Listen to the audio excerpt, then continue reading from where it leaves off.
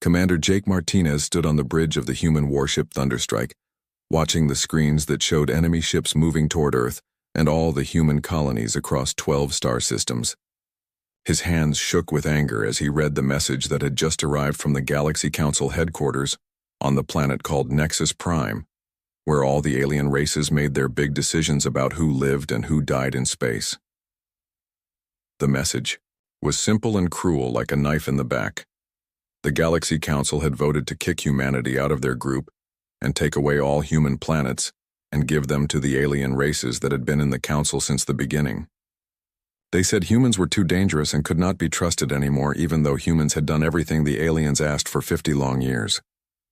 Lisa Thompson was the human ambassador who had spent her whole life trying to make peace with the aliens, and now her voice came through the communication system sounding broken and tired. She told Jake that the vote was final, and that Council warships were already moving to surround every human world to make sure no one could escape what was coming next. Jake remembered when humanity first met the Galaxy Council 30 years ago, when human exploration ships found the edge of Council space near a star called Wolf 359. The aliens had seemed friendly at first and invited humans to join their great alliance of 12 different species that ruled this part of the galaxy. They said humans could have planets and trade rights and protection if they followed Council laws and helped with Council military operations against something called the Devourers, which were ancient machines that ate entire worlds. For 30 years, humans had been good members of the Council. They shared their technology that was different from anything the aliens had ever seen. Human ships could talk to each other instantly across vast distances, using quantum communication that the aliens could not understand. Human shields could change and adapt to any weapon fired at them. Most important of all, human military officers were brilliant at strategy and tactics and had helped the Council win battle after battle against the Devourer machines. Humans had built factories on Council worlds and taught aliens how to make better tools and weapons. Human doctors had cured alien diseases that had killed millions. Human engineers had designed new types of space stations and planetary defenses that made Council worlds safer than they had ever been before. The aliens had praised humanity and called them the finest new members the Council had ever welcomed. But now Jake understood that it had all been a lie. The aliens had never really trusted humans and had only wanted to use human knowledge and abilities for their own benefit. When humans became too skilled and too important, the aliens got scared that maybe humans would become the leaders instead of staying as helpers. The Zephyrian ambassador named Kethvar had spoken for all the alien races when he made the accusation that would destroy everything humans had worked for. He said humans learned too fast and became too good at everything they tried. He said humans found weaknesses in alien military strategies and alien political systems that no one else had ever noticed. He said that maybe humans were friends today, but tomorrow they might use all their knowledge to conquer the galaxy. The other alien races had agreed with Kethvar, even the ones that humans had saved from Devourer attacks and alien plagues. The vote to expel humanity from the Council and seize all human territories was unanimous, which meant every single alien race voted against the humans who had helped them so much.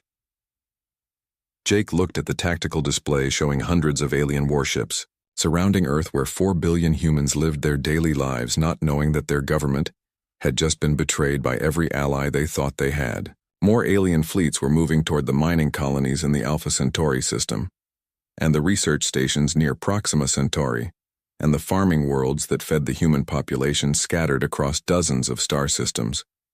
The aliens had planned this betrayal carefully and moved their fleets into position while human representatives were still sitting in council meetings thinking they were discussing trade agreements and defense strategies. The human military had been caught completely off guard because no one had imagined that their allies would turn against them so suddenly and so completely. But Jake Martinez had not become a fleet commander by giving up when things looked impossible. He opened a secure military communication channel that connected him to every human military officer and government official across all of human space.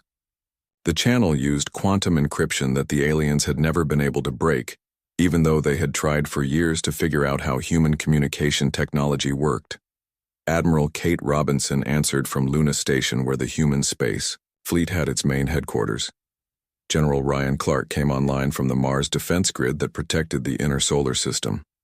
Captain Paul Stevens reported in from the exploration ship New Horizon that was mapping new star systems far from Council space. Dozens of other officers connected to the emergency channel from bases and ships scattered across human territory. Jake told them all what had happened and what was coming next. He explained that the Council intended to arrest all human military, personnel and civilian leaders and relocate the human population to work camps on alien worlds, where they would be slaves for the rest of their lives. The aliens wanted human knowledge and human labor, but they did not want humans to be free to use their abilities for themselves. But humanity had prepared for this possibility, even though no one had wanted to believe it could really happen. For 20 years, a secret program called the Lazarus Protocol had been developing technologies and strategies for exactly this situation. Dr. Elena Vasquez had been in charge of the project, and she had built ships and weapons and tools that no alien race knew about. Jake took a deep breath and spoke the single word that would change everything for humanity and for the galaxy. The word had been chosen years ago by the Lazarus Planning Committee as the code that would activate every hidden system and every secret plan that could save the human race from total destruction. The word was simple and clear, and every human who heard it knew exactly what it meant. It meant that humanity would not surrender and would not become slaves and would not let the aliens win. It meant that humans would leave this galaxy behind and find somewhere else to build a new civilization that could never be betrayed again. Jake Martinez looked at the alien fleets on his screen and smiled coldly as he gave the order that would make the Galaxy Council regret their betrayal for the rest of their existence. The word echoed through every human military base and civilian command center across 30 billion people scattered through dozens of star systems, and the word was simple and devastating and final: Exodus. Admiral Kate Robinson heard it on Luna, station where the massive human fleet was docked and waiting for orders. General Ryan Clark received the transmission on Mars, where the planetary defense systems protected the red planet from any attack. Captain Paul Stevens got the message aboard his exploration ship New Horizon, which was mapping star systems beyond the edge of known space. Every human military officer and civilian leader understood what the word meant, because they had all been briefed on the Lazarus Protocol during their training, even though most of them had hoped they would never need to use it. Exodus meant that humanity would abandon this galaxy completely and take everything valuable with them, so that the aliens who had betrayed them would be left with nothing but empty worlds and broken dreams. Dr. Elena Vasquez had spent 20 years preparing for this day in secret research facilities, hidden in asteroid belts and on moons that the Galaxy Council had never bothered to investigate. While human representatives sat in council meetings, and human engineers built factories on alien worlds, the Lazarus Project had been creating technologies that would make the impossible evacuation not just possible, but swift and complete. The quantum tunneling drives had been the first breakthrough that made everything else possible. These engines could move entire fleets of ships instantly across distances that would normally take months or years to travel. The aliens knew that.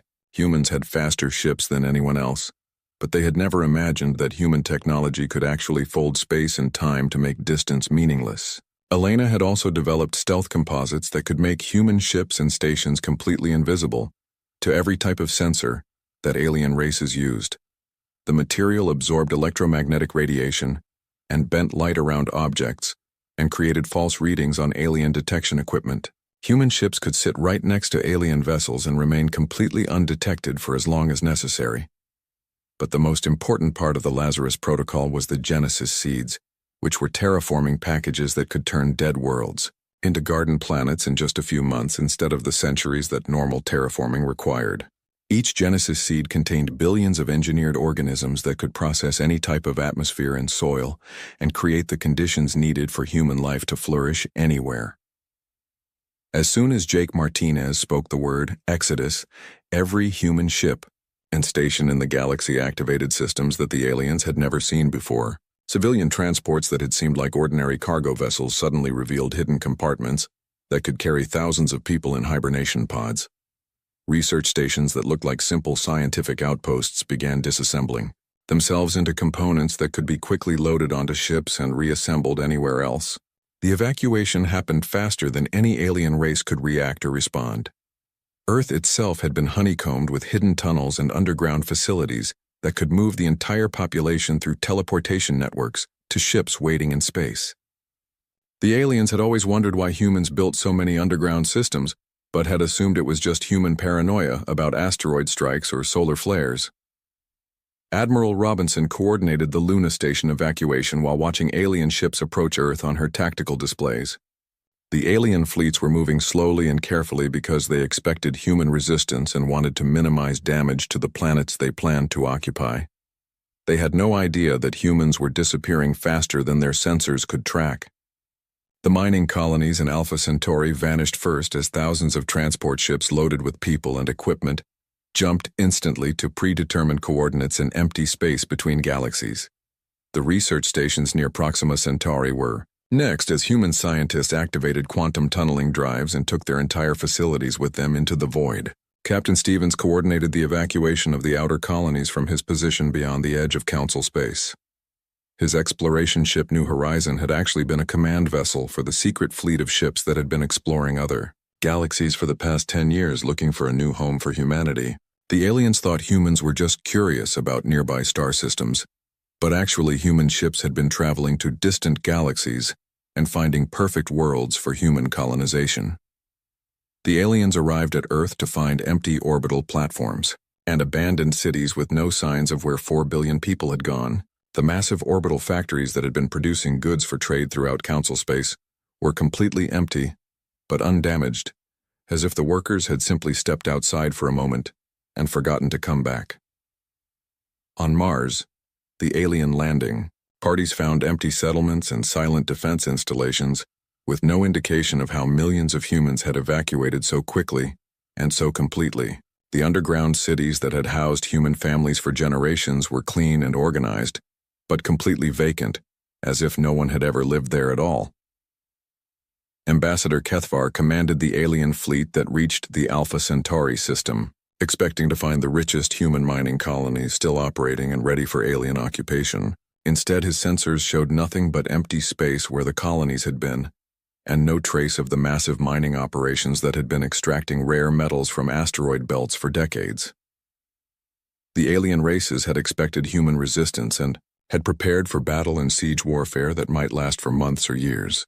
They had brought enough ships and soldiers to overwhelm any human defense, and had planned to occupy human worlds while slowly hunting down resistance fighters who might try to cause trouble.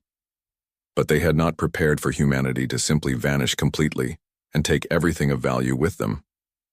The human evacuation had been so thorough that the aliens found empty buildings and empty warehouses and empty spaceports with no equipment or supplies or anything useful left behind. Even worse for the aliens was the discovery that humanity had been far more important to Council civilization than anyone had realized. Human engineers had designed the communication networks that connected all Council worlds, and when the humans left, they took the technical knowledge needed to maintain those systems. Human doctors had been treating alien diseases, and when they disappeared, the medical facilities on dozens of worlds stopped functioning properly. The trade networks that moved goods between alien worlds had been organized and managed by human companies, and without human coordination, the alien races could not figure out how to maintain the complex supply chains that kept their planets fed and supplied with necessary resources. Dr. Vasquez smiled as she watched the final transport ships leave the galaxy behind and head toward their new home that human scouts had prepared in a distant galaxy where no alien race had ever traveled. The evacuation had taken exactly 6 hours and 43 minutes and had moved 30 billion humans and all their important technology and resources across millions of light years to safety. The Galaxy Council had betrayed humanity, but they had also freed humanity from any obligation to help the alien races survive what was coming next. 2 years had passed since humanity disappeared from the galaxy, and Captain Alex Turner stood on the bridge of the colony ship New Dawn, watching their destination grow larger on the main screen. The small galaxy that human scouts had named Haven was beautiful and pristine and completely empty of any spacefaring civilizations that might cause problems for human expansion and colonization. The journey through the void between galaxies had been long and dark, But humanity had used the time wisely to develop new technologies and prepare for building a civilization that would be stronger and more advanced than anything they had left behind. Dr. Elena Vasquez had led research teams on dozens of ships as the human fleet traveled through empty space, and her scientists had made breakthroughs that would have been impossible under the restrictions and regulations of the Galaxy Council. Without alien oversight and political concerns, human engineers had developed molecular assemblers that could build entire cities from raw materials in just a few weeks. Human biologists had created enhancement programs that improved human strength and intelligence and lifespan beyond anything that had existed before. Most importantly, human weapons designers had built defensive systems and offensive capabilities that would make sure no alien race could ever threaten humanity again. The Haven Galaxy contained thousands of worlds that were perfect for human habitation, and millions more that could be terraformed quickly using the improved Genesis seeds that Dr. Vasquez had perfected during the long journey. Human scout ships had spent months mapping every star system and cataloging every planet and moon and asteroid belt that could be useful for building the new human empire. Lieutenant Amy Rodriguez monitored the long-range communication arrays aboard the science vessel Breakthrough, and her job was to keep track of what was happening in the galaxy that humanity had abandoned. The news from Council space was getting worse every month, and showed that the alien races were discovering just how much they had depended on human knowledge and abilities. Without human tactical expertise, the remnants of the Devourer machine, civilization had regrouped and launched new attacks on Council worlds using strategies that the aliens could not counter effectively. The ancient machines were systematic and relentless, and they had learned from their previous defeats to develop new weapons and tactics that exploited weaknesses in alien defenses. The Council member races were also fighting among themselves over the empty human territories and the abandoned human facilities that no one knew how to operate properly. The Zephyrians claimed that they deserved the largest share of human worlds because they had been the ones to propose expelling humanity from the Council. The Kethvar species wanted control of the human orbital factories because they thought their engineers could figure out how human manufacturing technology worked. But the alien races were discovering that human technology was far more complex and sophisticated than they had realized.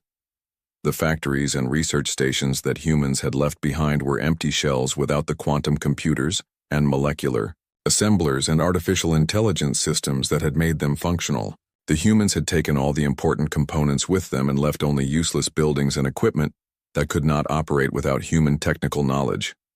Even worse for the Council was the realization that their own technology had stagnated during the decades of human membership because they had become dependent on human innovation and creativity. The alien races had grown lazy and complacent, while humans solved their technical problems and improved their systems and developed new capabilities that kept Council civilization advancing. Captain Turner reviewed the intelligence reports that showed how quickly Council space was falling apart without human support. The communication networks that connected alien worlds were failing because human engineers had designed them with quantum encryption systems that no alien race understood. The medical facilities on dozens of planets had stopped working properly because human doctors had been maintaining alien healthcare systems with techniques that alien physicians could not replicate. The trade routes that moved goods between Council worlds had been organized by human companies using mathematical models and logistical systems that alien merchants could not figure out how to operate. Entire planets were running short of food and manufactured goods because the supply chains that fed Council civilization had been managed by human administrators who understood the complex relationships between production and distribution better than any alien race. In Haven Galaxy, humanity was building something completely different from the civilization they had left behind. Instead of trying to fit into existing political structures and work within alien laws and restrictions, humans were creating a society based on human values and human capabilities without any external limitations or interference. The first human colonies in Haven were not just settlements but marvels of engineering and organization that transformed entire worlds in months instead of years. Human terraforming technology could change atmospheric composition and climate patterns and create ideal conditions for human life faster than any alien race had thought possible. But humans were not alone in Haven Galaxy, because they found dozens of primitive civilizations that had not yet developed space travel or advanced technology. Instead of conquering these species or treating them as inferior humans, offered friendship and assistance and shared knowledge that helped alien races advance peacefully and prosperously. The humans had learned important lessons from their experience with the Galaxy Council about the dangers of becoming too dependent on other species or trusting too completely in alliances that could be broken when circumstances changed. But they had also learned that cooperation and mutual assistance could create stronger and more stable civilizations than conquest and domination. Human colonies in Haven became centers of learning and trade that attracted alien species from across the galaxy who wanted to benefit from human technology and knowledge. But the relationships that humans built with these new allies were based on mutual respect and shared benefits rather than the unequal partnership that had existed between humans and the council races. Dr. Vasquez established research facilities on a dozen worlds where human scientists worked alongside alien researchers to develop new technologies that would benefit everyone involved. Human medical knowledge helped cure alien diseases, while alien biological insights helped humans understand new possibilities for genetic enhancement and life extension. The military facilities that humans built in Haven were hidden deep in asteroid belts and on artificial stations that could not be detected by any known technology.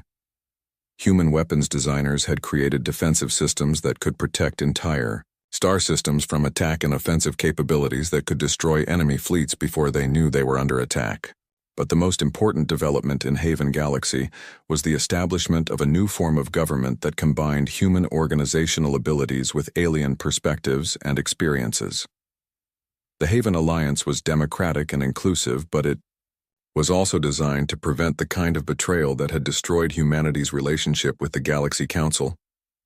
Captain Turner smiled as he watched human ships arriving at new worlds where cities were already rising from barren landscapes, and where alien species were learning to use human technology to improve their own civilizations. Humanity had found something in Haven Galaxy that they had never been able to achieve in Council space, which was the freedom to reach their full potential without restrictions or limitations imposed by fearful allies. The exile that was supposed to destroy humanity had instead transformed them into something stronger and more capable than they had ever been before. 5 years after humanity vanished from Council space, the galaxy was burning, and Ambassador Kethvar stood in what remained of the command center on Nexus Prime, watching his civilization collapse around him. The planet that had once been the proud capital of the Galaxy Council was now a bombed-out ruin where devourer machines stalked through broken streets hunting for survivors to process into raw materials for their ancient war machine. The devourer remnants had taken advantage of the chaos that followed humanity's disappearance to regroup and rebuild their forces using tactics that the remaining council races could not understand or counter. Without human strategic advisors, the alien military commanders had made mistake after mistake and lost fleet after fleet to enemies they should have been able to defeat easily. Kethvar had been promoted to Supreme Chancellor of what was left of the Council, but his new title was meaningless because half the member races had declared independence, and the other half were too busy fighting each other to participate in any coordinated defense efforts. The Zephyrians had declared war on the Kethvar species over disputed human territories, and both races were spending their military resources attacking each other instead of fighting the devourers.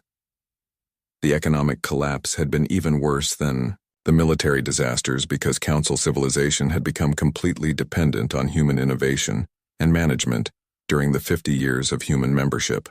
The trade networks that moved goods between alien worlds had broken down completely because no alien race understood the complex mathematical models that human administrators had used to coordinate supply chains across dozens of star systems.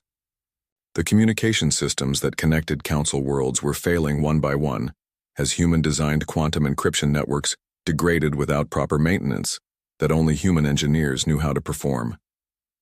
Entire planets were cut off from the rest of civilization and had no way to call for help when devourer fleets attacked their orbital defenses. But the worst part for Kethvar was the growing realization that a dozen former Council member races had petitioned to leave the Alliance completely and join something called the Haven Alliance that was rumored to exist in a distant galaxy. The ET refugee ships that escaped from Devourer attacks brought stories of human rescue fleets that appeared without warning to evacuate alien civilians before disappearing again into unknown space. Lieutenant Colonel Ben Hughes commanded the reconnaissance vessel Shadow Walker as it drifted invisibly through the ruins of a Zephyrian fleet that had been destroyed in battle with Kethvar forces 3 days earlier. His ship used stealth technology that was generations beyond anything the Council races had ever seen, and could observe alien military operations without being detected by even the most sophisticated sensor systems. The Shadow Walker was one of dozens of human intelligence gathering ships that had been monitoring Council space throughout the 5 years since the Exodus. Humanity had never really left the galaxy completely, but had maintained a network of hidden observation posts and stealth vessels to keep track of what happened to their former allies. Major Katie Wells operated the sensor arrays that recorded everything happening in Council space and transmitted the data back to human command centers in Haven Galaxy through quantum communication links that were impossible for alien technology to intercept or decode. The intelligence reports painted a picture of complete civilizational collapse that was happening faster than even the most pessimistic human projections had predicted. Hughes watched Kethvar's emergency fleet limping back toward Nexus Prime after another disastrous encounter with Devourer forces, and felt a mixture of satisfaction and pity for the aliens who had betrayed humanity so completely. The Council races were learning too late that they had destroyed the only thing that had been keeping their civilization functional and progressive. The Devourer attacks were becoming more frequent and more devastating as the ancient machines adapted their tactics to exploit the weaknesses that human advisors would have helped the Council avoid. The machine intelligence that controlled the Devourers had spent years studying human strategic methods and had learned to counter alien defensive strategies by using techniques that humans had taught the Council during the war. But even more damaging than the external threats were the internal conflicts that were tearing Council civilization apart from within. The alien races had always been suspicious of each other and had only worked together because human diplomats had mediated their disputes, and human trade networks had made cooperation profitable for everyone involved. Without human mediation, the old ethnic and territorial conflicts between alien species had erupted into open warfare that consumed resources and attention that should have been focused on defending against the Devourer threat. The Zephyrians and Kethvar were fighting over empty human colonies, while their homeworlds were being destroyed by machine fleets that they could have defeated if they had worked together. Hughes received orders from Human Command to initiate the next phase of the intelligence operation, which involved making contact with certain Council leaders who might be willing to negotiate for humanity's return. The message that Shadow Walker transmitted to Nexus Prime was brief and untraceable, but it contained enough advanced technology to prove that it came from a source with capabilities far beyond anything the Council possessed. The message reached Kethvar in his damaged command bunker and offered him something that he had been dreaming about for months but had never dared to hope might actually be possible. The humans were willing to talk about returning to help the Council, but only if very specific conditions were met, and only if the negotiations took place exactly according to human requirements. Kethvar read the message coordinates and realized that the humans wanted to meet in neutral space, far from any Council world or military installation, where they could control the environment completely. The location was a star system that the Council had mapped years ago, but had never bothered to explore because it contained no habitable planets or valuable resources. The Supreme Chancellor made the decision to go alone in a small diplomatic vessel because he knew that this might be the only chance to save what remained of Council civilization. The human message had made it clear that this was the only conversation that would be offered, and that rejection of human terms would result in permanent abandonment of the galaxy to whatever fate the Council races could manage on their own.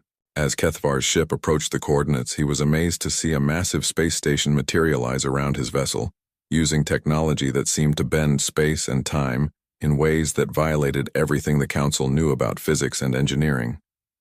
The station was beautiful and terrifying and completely alien, despite being built by the humans who had once been Council members.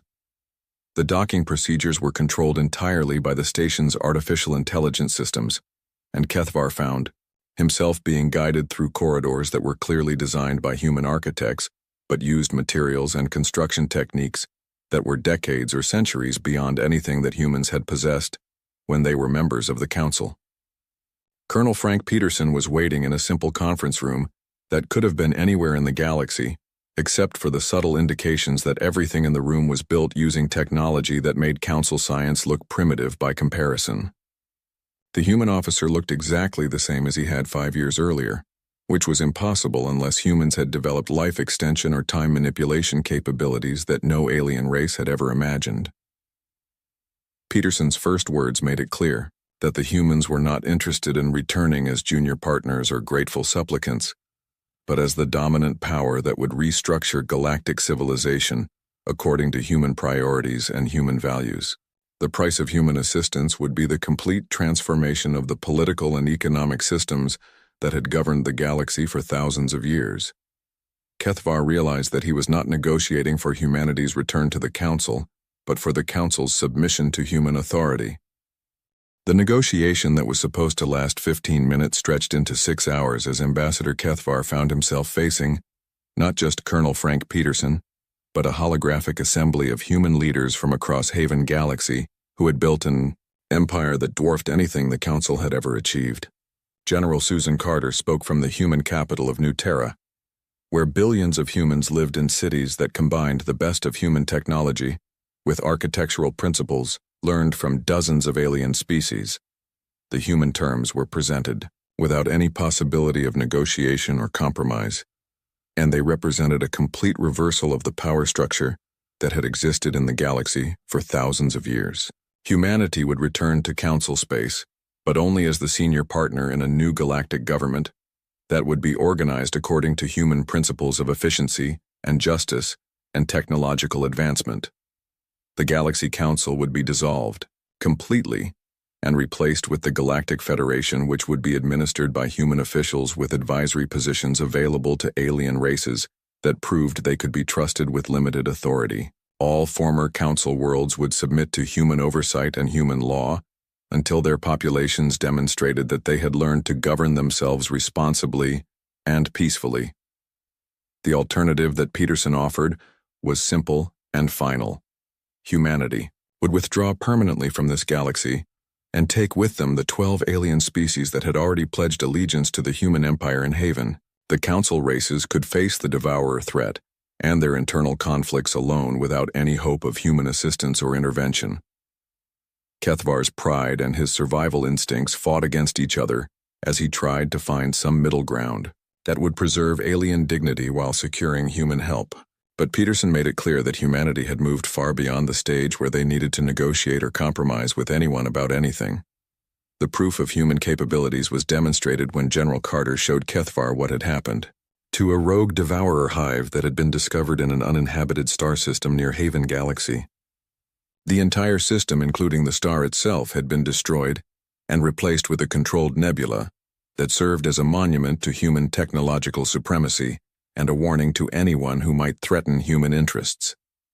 Admiral Rebecca Martinez explained that the weapon used to destroy the Devourer system was just one of many new technologies that humanity had developed during their exile in Haven Galaxy, where they had been free to pursue research without the restrictions and ethical concerns that had limited their scientific progress while they were Council members. The humans had not just survived their exile, but had transcended every limitation that had previously constrained their development. They had built an empire spanning an entire galaxy and had elevated primitive alien species to spacefaring status and had created military capabilities that could reshape solar systems according to human will. Peterson told Kethvar that the Council's betrayal had been the best thing that ever happened to humanity, because it had freed them from the obligation to consider alien fears and alien limitations when pursuing their technological and social development. The humans who were offering to return to Council space were not the same species that had been expelled 5 years earlier. But the most shocking revelation came when Peterson explained that humanity had never really left the galaxy at all. Advanced reconnaissance networks had been monitoring every Council world throughout the exile years, using stealth technology that made human observation ships completely invisible to alien detection systems. The humans had watched the economic collapse and the military defeats and the political chaos that followed their departure, and had chosen not to intervene because they wanted the alien races to understand completely what life was like without human assistance and guidance. The lesson had to be thorough and undeniable before humanity would consider returning to help. Dr. Elena Vasquez appeared as a hologram from her research facility in Haven Galaxy and explained that human scientists had used the exile years to develop technologies that would prevent any future betrayal from succeeding. The new human military could protect itself from any conceivable threat and could project power across galactic distances instantly using quantum tunneling networks that made distance and time irrelevant.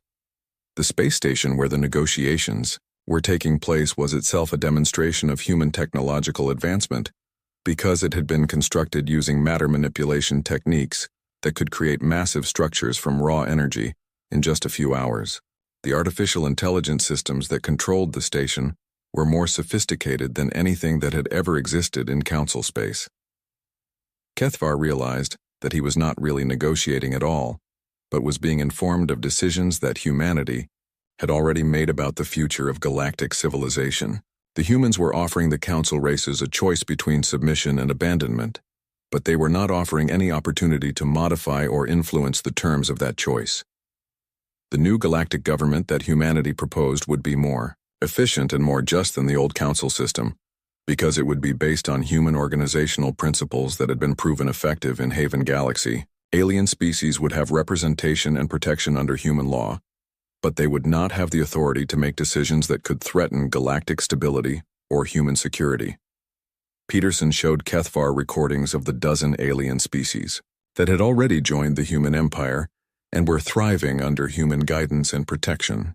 These species had been primitive and struggling when humans first contacted them, but they had advanced centuries in just a few years with human assistance and were now contributing to the expansion and development of human civilization. The humans had learned from their experience with the Council that good intentions and generous assistance were not enough to maintain stable relationships with alien species who might become fearful or jealous of human capabilities.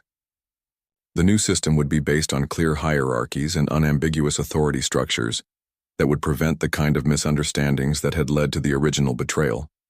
General Carter explained that humanity's greatest strength was not their technology or their military power, but their patience and their long-term planning abilities.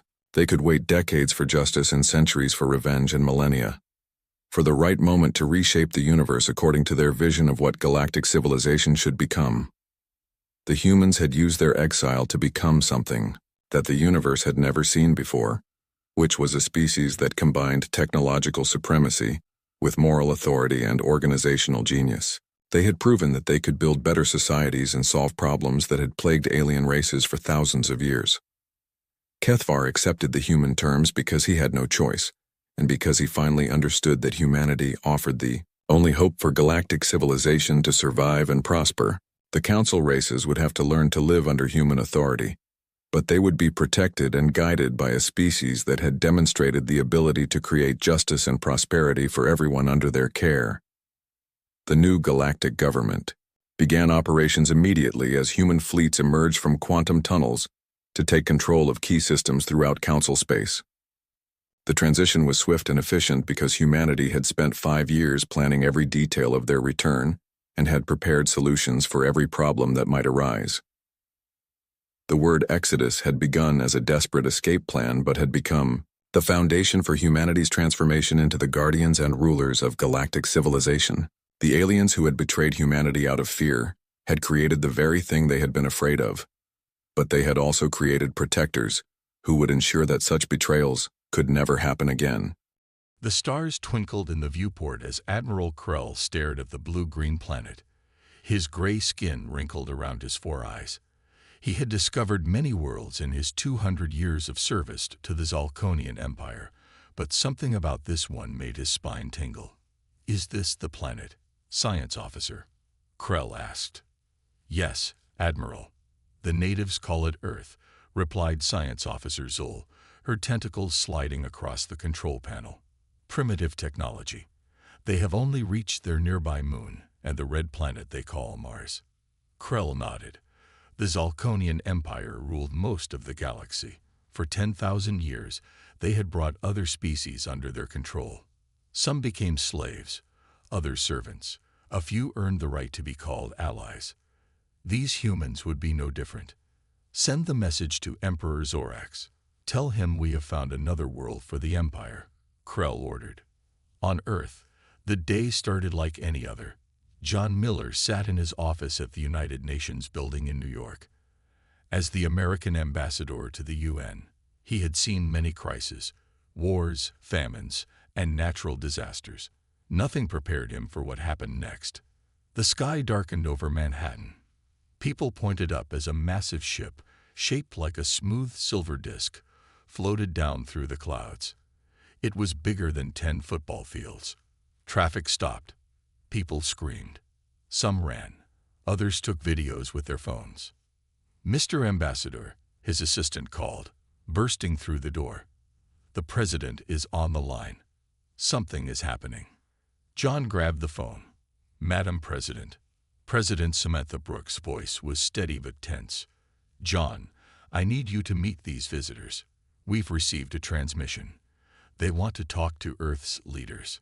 3 hours later, John stood on the UN building's roof. Military jets circled at a distance. Snipers hid on nearby buildings. The silver ship hovered 500 feet above them. Then a smaller craft emerged and descended. The craft landed with a soft hiss. A door slid open. 3 tall figures stepped out. They had gray skin, 4 eyes, and wore shining uniforms with strange symbols. The one in front had a red sash across its chest. "I am Admiral Krell of the Zalconian Empire," the alien said in perfect English. "We have been observing your communications to learn your languages." John stepped forward on shaky legs. "I am Ambassador John Miller, representing the United Nations of Earth. We welcome you in peace." Krell's upper eyes blinked. "Your world is now known to the Empire. This is a formal notice of your status. You will become a protectorate species." "Protectorate?" John asked. "What does that mean?" "It means you exist by our permission. Your resources belong to the Empire. Your people will serve where needed. In return, you receive our protection." Behind John, several officials whispered urgently. He kept his face calm despite his racing heart. "Admiral, we are a sovereign planet. We would like to discuss terms that respect our independence." Krell made a sound like rocks grinding together. John realized it was laughter. "Independence? You have barely left your own world. Your technology is primitive. Your lifespans are short. What could you offer as equals?" John straightened his back. "We offer friendship, knowledge exchange, trade." "The Emperor does not befriend ants," Krell replied. "But we are not cruel masters. Your culture may continue. Your leaders may govern daily matters. You will simply acknowledge our authority and meet our demands." President Brooks, listening through John's earpiece, spoke quietly. "Tell them we need time to consider. Ask to send representatives to learn more." John repeated the message. Krell seemed amused. "Very well. You may send 3 representatives to our capital world. They will learn our ways and return to prepare your world for integration." Krell handed John a small crystal. "The coordinates are here. One of our ships will return in 30 days to collect your representatives." As the aliens returned to their craft, John felt cold dread in his stomach. The ship rose silently and rejoined the larger vessel above. Soon, both disappeared into the clouds. President Brooks called an emergency meeting. The world's leaders gathered virtually within hours. "We need to send our best diplomat," she said, "someone who can negotiate better terms." They chose Eric Winters, a man known for resolving impossible conflicts. He would be joined by 2 scientists, Olivia Reeves and Paul Garcia. What nobody said aloud was what everyone feared. The Zalconians didn't seem interested in negotiation. They expected submission. Earth had 30 days to prepare. Eric Winters had never seen anything like the Zalconian capital. The city stretched farther than his eyes could see. Towers of crystal and metal reached into the purple sky. Flying vehicles zipped between buildings like busy insects. "Stay close," said the Zalconian guard assigned to the human delegation. His name was Thrix, and he made no effort to hide his boredom. Eric nodded to his companions, Olivia Reeves and Paul Garcia. The scientists looked tired after the 3-week journey aboard the Zalconian ship. They had been given small quarters with hard beds and strange food. The aliens had barely spoken to them during the trip. "When will we meet Emperor Zorax?" Eric asked Thrix. The alien's 4 eyes blinked in sequence. "When he wishes it, not before."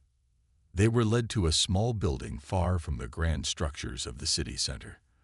The rooms inside were clearly designed for creatures smaller than humans. The ceiling was too low, and the furniture uncomfortable. "You will wait here," Thrix said. "Do not leave this area." 1 day passed, then another. By the 3rd day, Paul was losing patience. "This is a power play," he said as he paced the room. "They're showing us we're not important." Olivia looked up from her tablet, where she had been recording observations of Zalconian technology glimpsed through their window. "They're also giving us time to feel overwhelmed. Look at this city. It's at least 1,000 years beyond Earth technology." Eric nodded. "That's the point. They want us intimidated before negotiations even start." On the 3rd evening, Thrix finally returned. "The Emperor will see you now." They were taken to a massive building with a dome that seemed to glow from within. Inside, hundreds of alien species gathered in circular tiers around a central platform. Some looked almost human. Others were so strange that Eric couldn't tell which parts were heads and which were limbs. "The Galactic Council," Thrix explained with obvious pride. "Representatives from all worlds in the Empire."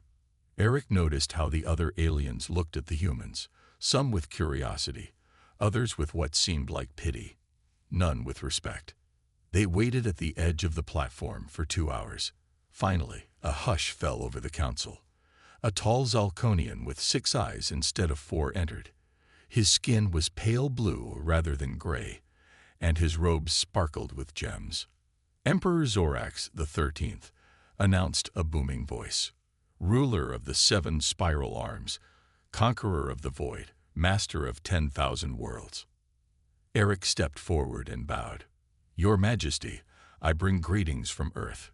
We seek." "Silence," said Zorax. His voice was surprisingly soft, yet carried through the chamber. "You speak when permitted, human." Eric felt his face grow hot, but kept his expression neutral. "We have reviewed your world's resources," continued Zorax. "Earth will provide the following tribute: 50,000 tons of rare minerals each solar cycle, 1 million genetic samples from your population, and 20,000 soldiers for our ongoing campaigns." Olivia gasped beside Eric. Paul whispered, "That's slavery." Eric cleared his throat.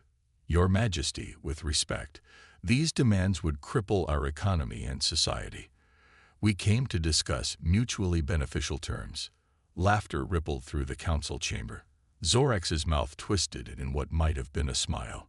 "You misunderstand, human. These are not negotiations. These are instructions." The Emperor turned to address the council. "Observe how this primitive species believes itself worthy of bargaining." More laughter followed. Eric felt shame burn through him, but he stood tall. "Then Earth must respectfully decline. We will not surrender our people as resources." The chamber went silent. Zorax's 6 eyes narrowed. Bold words from a species that has barely mastered space travel. The Emperor turned to an aide. "Show them." A hologram appeared above the platform. It showed thousands of Zalconian warships. Another image. A green planet turned to molten rock under bombardment. "That was the last world that declined our generous offer," Zorax said. "Your species has 1 Earth year to reconsider. Prepare the tribute or prepare for correction." They were escorted out quickly. As they left the council chamber, Eric noticed a small alien with tentacles watching them. It approached quietly. "Your courage is noted," it whispered. "Not all agree with the Emperor's methods." Before Eric could respond, the alien disappeared into the crowd. The journey back to Earth was silent and tense. They carried recordings of Zalconian technology and military capabilities that would terrify Earth's leaders. But they also carried something the Zalconians hadn't intended: the first seeds of resistance. The underground facility stretched for miles beneath the Rocky Mountains. Kate Morrison walked through the busy hallways, nodding to engineers and scientists rushing past with purpose. 6 months had passed since the Zalconian ultimatum. 6 months since world leaders had gathered to face an impossible choice: surrender or extinction. They had chosen a third option. Kate entered the main laboratory where pieces of Zalconian technology, secretly captured during the diplomatic mission, were being studied. The room hummed with activity as teams worked around the clock. "Director Morrison," called a voice. She turned to see Paul Garcia approaching with excitement in his eyes.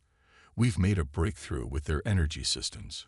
Kate followed him to a workstation where a small device pulsed with blue light. "It's not a perfect copy," Paul explained, "but we've figured out how their power cells work. It's a form of quantum energy extraction we never imagined." "Can we replicate it?" Kate asked. "We already are." Paul gestured to a separate room where technicians assembled similar devices. "By next month, we'll have enough to power the prototype ships." Kate smiled. Around the world, similar breakthroughs were happening in secret facilities. Countries that had once been enemies now shared knowledge and resources. The Zalconian threat had united humanity like nothing before. In another part of the facility, Commander Alan Harris watched as soldiers trained in zero-gravity chambers.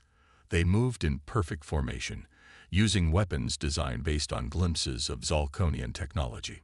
Again, Alan ordered as a team completed their exercise. Faster this time. "The Zalconians have been fighting in space for thousands of years. We have months to catch up." The soldiers nodded and reset their positions without complaint. They knew the stakes. Meanwhile, in a small lab separated from the others, Dr. Lisa Franklin studied biological samples. The Zalconians had made one crucial mistake during the diplomatic mission. They had considered humans so harmless that they hadn't bothered to clean the quarters thoroughly after hosting the Earth delegation.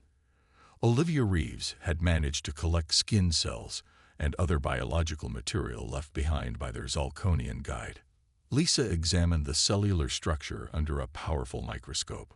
Something about the neural tissue had been bothering her for weeks. Today, she decided to try something different. She exposed the sample to various electromagnetic frequencies. At a specific frequency, the cells reacted violently.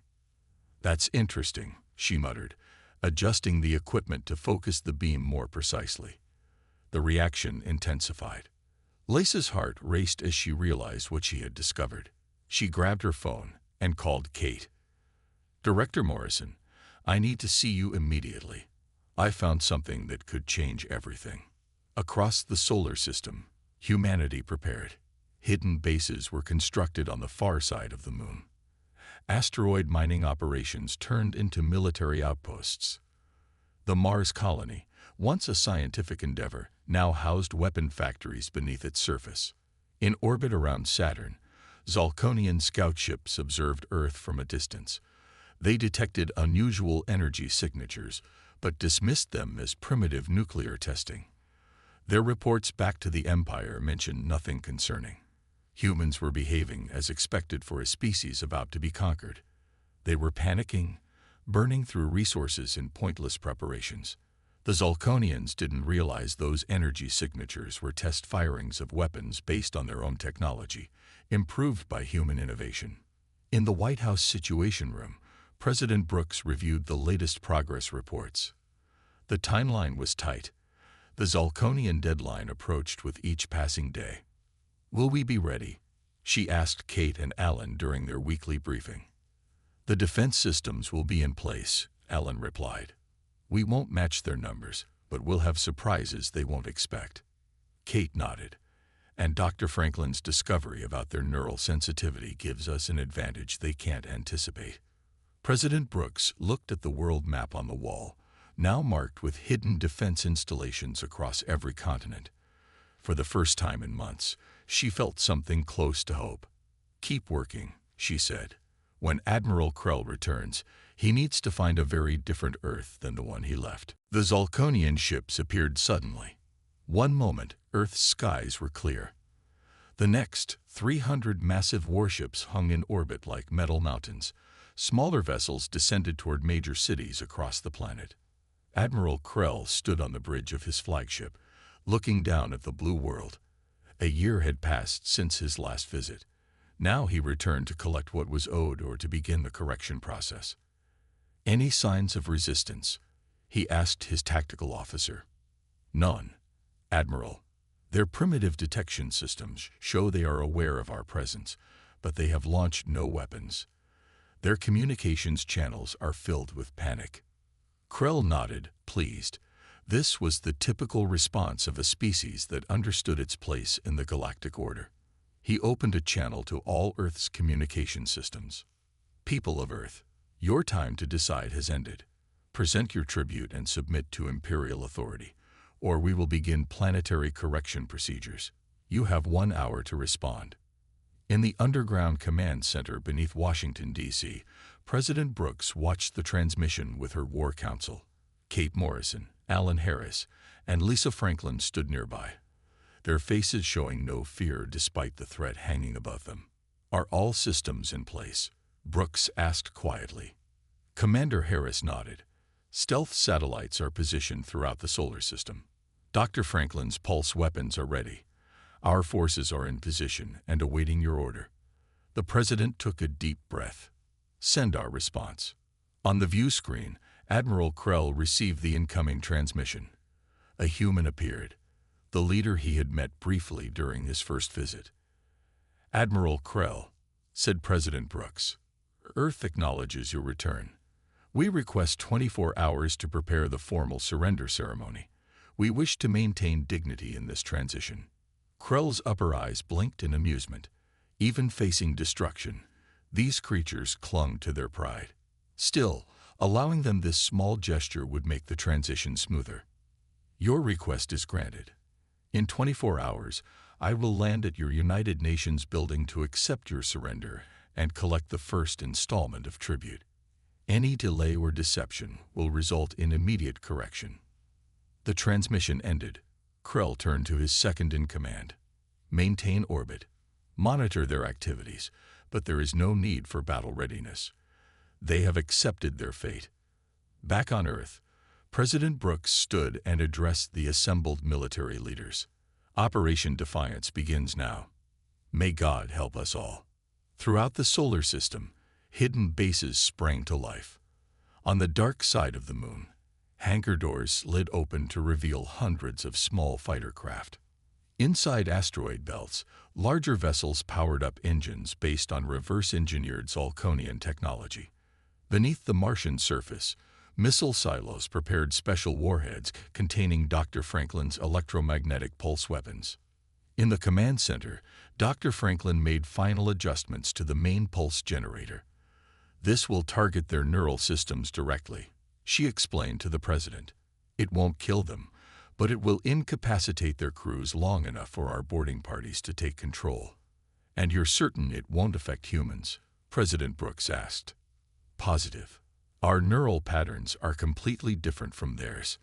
Commander Harris entered the room. The first wave is ready for launch. All ships are equipped with the pulse generators. President Brooks walked to the communication station. Her message would be broadcast to every human fighting force, hidden throughout the solar system. This is President Brooks. For 1 year, we have prepared in secret while appearing weak and divided. Today, we show our true strength. We fight not for conquest or revenge, but for our right to exist as a free people. She paused, looking at the faces around her, scientists, soldiers, and leaders united by a common threat. Admiral Krell believes we will surrender. He believes we are primitive and predictable. Today, we prove him wrong. Launch all vessels. Execute Operation Defiance. Across the solar system, humanity's hidden fleet emerged from the shadows. The greatest battle in Earth's history was about to begin. Admiral Krell watched from the bridge of his flagship as the time for surrender approached. The view screen showed Earth's cities below, continuing their normal activities. His tactical officer reported no unusual military movements. Everything indicated that the humans had accepted their fate. "They are beaten before we fired a single shot," Krell said with satisfaction. "Prepare my shuttle. I will accept their surrender personally." Suddenly, the sensor officer called out in alarm. "Admiral, we detect multiple objects launching from the far side of their moon." Krell looked at the screen with mild curiosity. "Show me." The display revealed hundreds of small vessels rising from hidden bases on the lunar surface. More objects appeared, launching from Mars and several asteroids. "They're approaching our fleet," the tactical officer reported, sounding confused rather than concerned. "They appear to be primitive craft, no match for our warships." Krell made a sound that approximated a laugh. "Let them come." It seems they wish to make a final, pointless gesture before submitting. He turned to his crew. "Hold fire unless directly attacked. Let them see how hopeless their resistance is." The small Earth vessels continued their approach, spreading out to surround the Zolkonian fleet. On the command ship of the human forces, Dr. Lisa Franklin monitored her equipment. She had designed the pulse weapons based on her discovery of the Zolkonians' neural vulnerability. Now everything depended on whether they would work at full scale. "All ships in position," reported a young officer beside her. Lisa took a deep breath.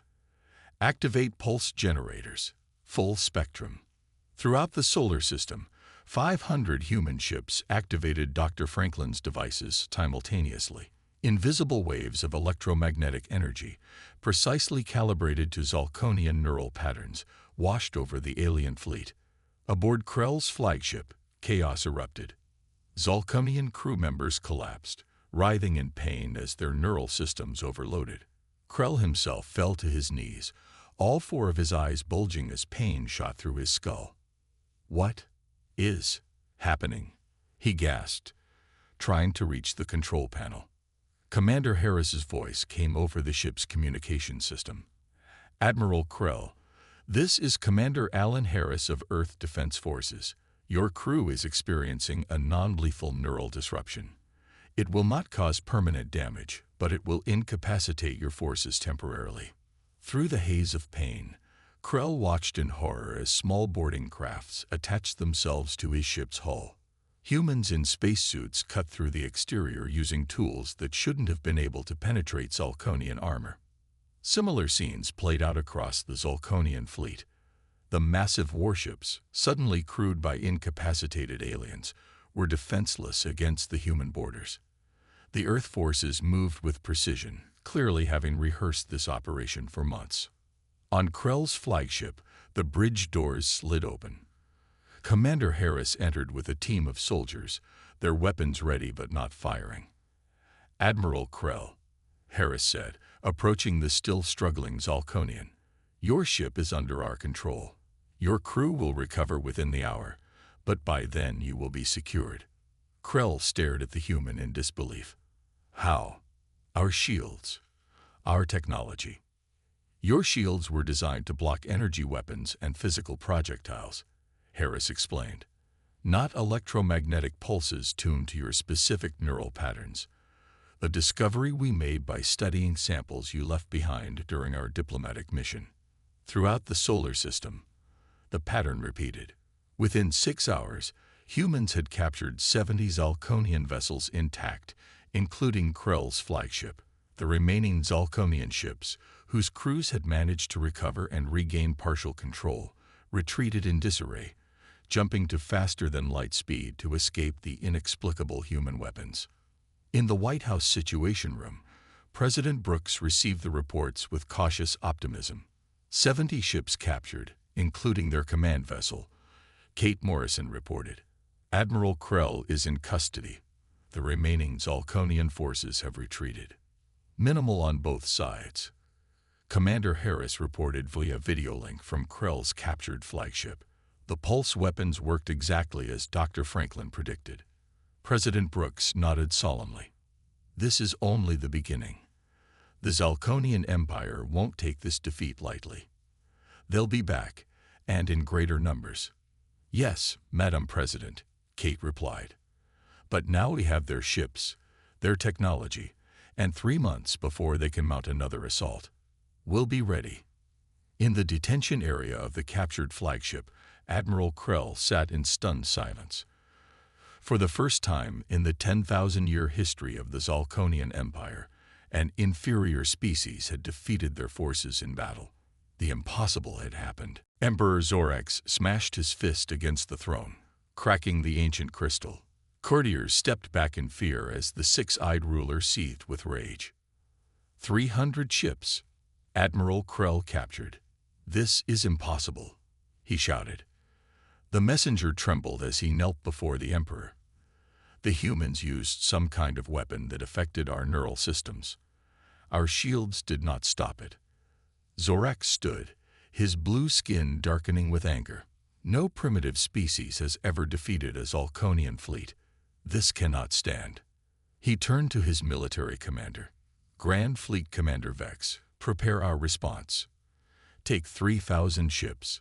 Crush these humans. Reclaim our vessels. Leave nothing but ash." Vex bowed low. "It will be done, Emperor. We will adapt our shields to block whatever weapon they used." In the 3 months since the first battle, Earth had changed. The captured Zalkonian ships provided technology beyond human imagination. Scientists worked day and night to understand and improve upon the alien designs. Nathan Cooper wiped sweat from his forehead as he adjusted connections on the massive engine. As chief engineer of Earth's defense platforms, he had been working to integrate Zalkonian faster-than-light drives into Earth's orbital defenses.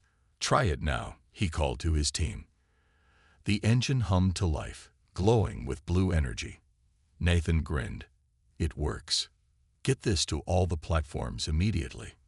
On the Mars base, Commander Harris reviewed battle plans with his officers. The wall screen showed the positions of Earth's new fleet, now including the 70 captured Zalkonian vessels.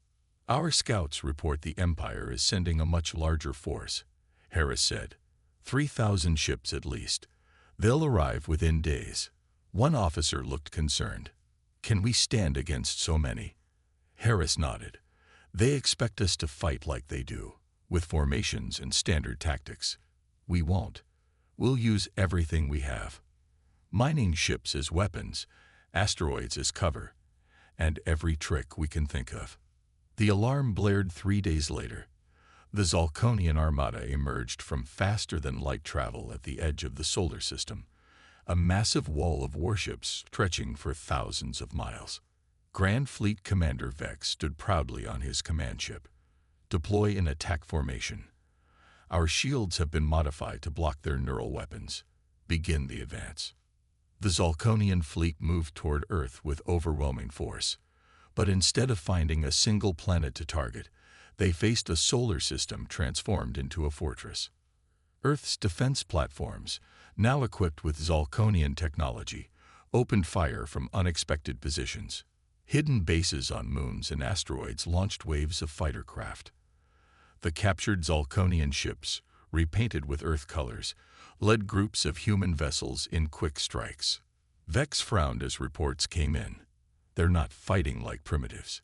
They're using our own tactics against us, but with variations we've never seen." The battle spread across the solar system. When Zalkonian ships approached Mars, mines hidden in the asteroid belt exploded, creating debris fields that damaged their engines. When they targeted Earth directly, the defense platforms teleported into new positions, firing from behind. "Impossible," Vex shouted as another formation of his ships reported heavy damage. "How are they using our weapons in ways we never conceived?" The battle continued for 2 weeks. Neither side would retreat. Zalkonian discipline faced human creativity in a fight that would be remembered for centuries. On the 14th day, Commander Harris made a desperate decision. His carrier ship Defiance was one of the few human vessels with a Zalkonian drive intact. While Vex's command ship was engaged with Earth's main fleet, Harris ordered his crew to abandon ship. "Get to the escape pods," he told them.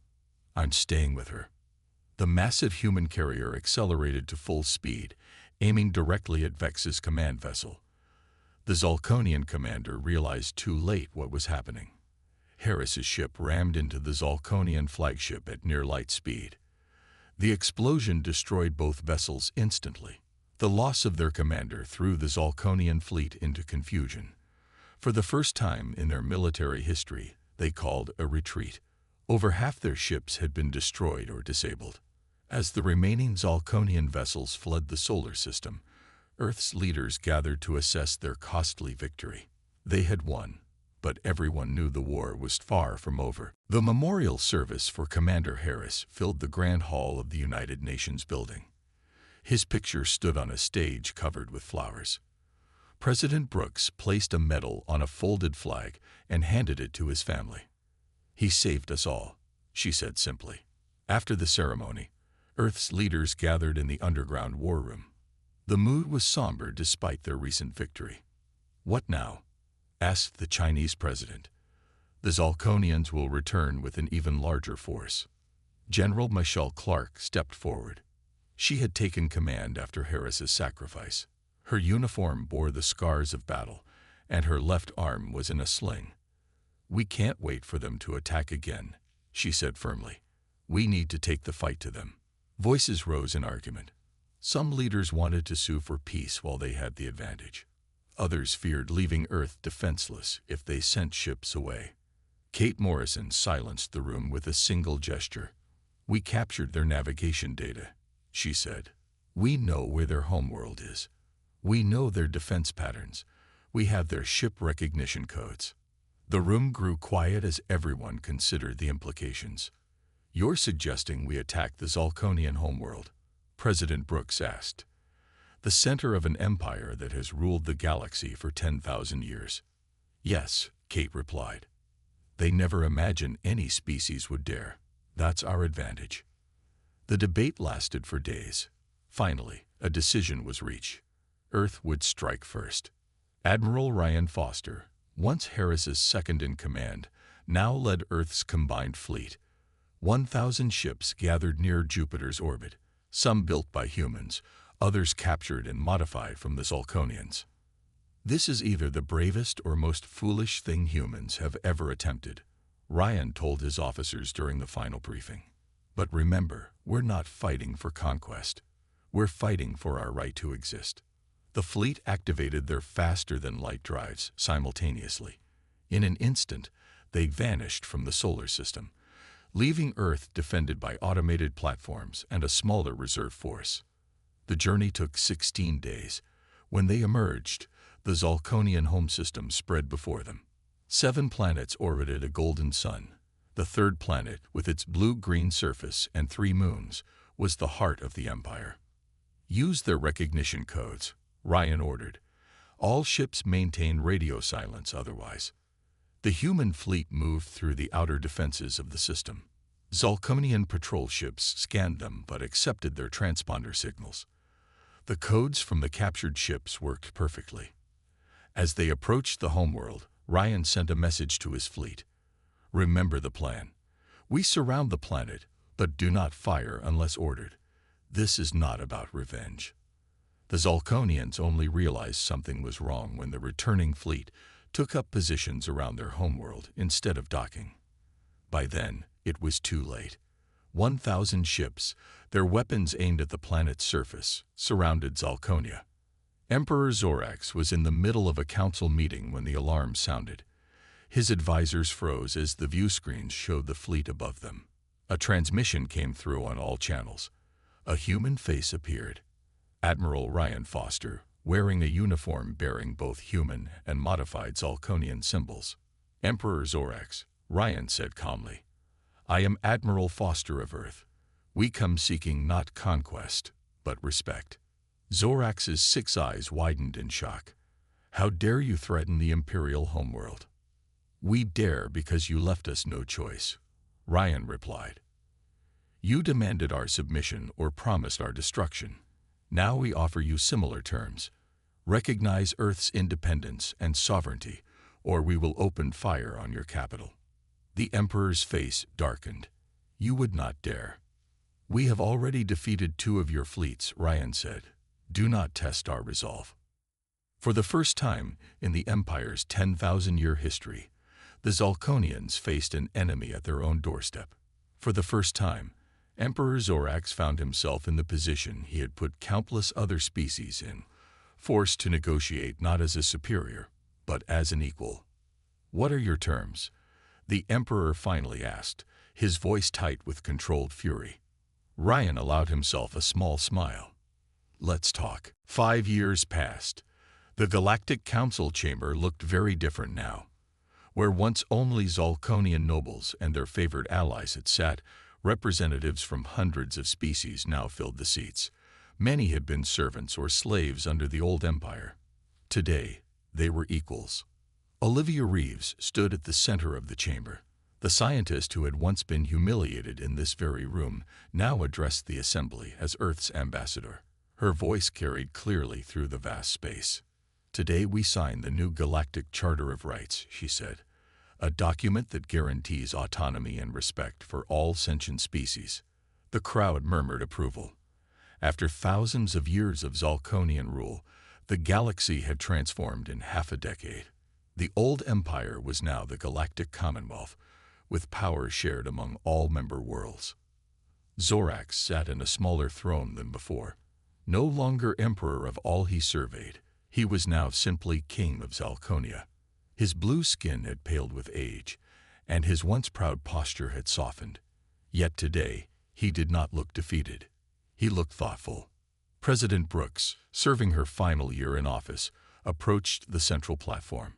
She and Zorax would be the first to sign the charter. As they stood side by side, many in the chamber remembered how these two powers had once been on the brink of war. "I never imagined this day would come," Zorax said quietly, so only Brooks could hear. "My ancestors would be ashamed. Mine would be proud," Brooks replied. "But the future matters more than the past." They signed the document together. Applause filled the chamber. In a corner of the room, Admiral Krell watched the ceremony. After his capture at the first battle, he had spent 2 years as a prisoner on Earth. To his surprise, he had been treated with respect and dignity. When peace negotiations began, he had been released as a gesture of goodwill. Now he served as a bridge between humans and Zalconians, teaching each about the other. At first, many Zalconians had viewed him as a traitor. Over time, they came to see his wisdom. "Admiral," said a voice beside him. Krell turned to see Ryan Foster, now Earth's military liaison to the Commonwealth. "Admiral Foster," Krell replied with a respectful nod. "A historic day." "Indeed. Though I sometimes worry about the future. Old hatreds don't disappear so quickly." Krell's 4 eyes blinked in agreement. "True. But your people have shown remarkable restraint. Many conquering species would have enslaved us as we once enslaved others." "That was never our goal," Ryan said. "We only wanted to exist freely." Across the chamber, Nathan Cooper demonstrated human technology to a group of alien scientists. What had begun as reverse engineering of Zalconian systems had evolved into entirely new creations. Humans had a talent for innovation that amazed the older species. After the ceremony, an aged Zalconian approached Olivia. His robes marked him as a historian of the Imperial Archives. "Ambassador Reeves," he said with a bow, "I wish to record your account of the conflict for our historical records. Would you permit an interview?" Olivia smiled. "Of course." "What would you title this chapter of galactic history?" the historian asked. She thought for a moment, remembering the journey from that first contact to today. The fear when the Zalconian ships appeared above Earth. The humiliation in this very council chamber. The desperate preparations. The battles won against impossible odds. And finally, this new beginning. "Perhaps you already named it," she replied with a smile. "Our greatest mistake was challenging humanity." The historian's 4 eyes widened. "Those words, they've become common among my people. A warning against arrogance. For us, they're a reminder of what we fought for," Olivia said. "Not conquest, but the right to determine our own path." As night fell on the Zalconian capital, Lights from 1,000 worlds shone in the sky. Ships from across the galaxy moved peacefully through space that had once been dominated by warships. A new era had begun, sparked by one empire's mistake and one planet's courage. Humanity had earned its place among the stars.